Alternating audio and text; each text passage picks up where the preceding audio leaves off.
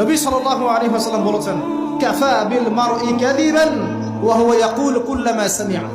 কোন ব্যক্তির মিথ্যাবাদী হওয়ার জন্য এতটুকুই যথেষ্ট যে সে যা শুনবে যাচাই বাছাই না করে তা প্রচার করা শুরু। এক। দুই নাম্বার, রাসূল সাল্লাল্লাহু আলাইহি ওয়াসাল্লামকে আল্লাহ পাক বলেছেন, ইয়া আইয়ুহাল্লাযীনা আমানু, হে মুমিনগণ, আপনারা খুব ভালো করে শোনেন, ইন জাআকুম ফাসিকুম বিনাবাইন ফাতাবায়ানু।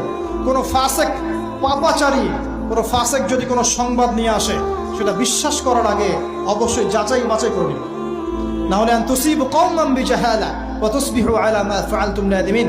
না হলে তোমরা অজ্ঞতাবশত এমন পদক্ষেপ নিয়ে ফেলবে যার ফলশ্রুতিতে তোমাদেরকে অনুতপ্ত হতে হবে।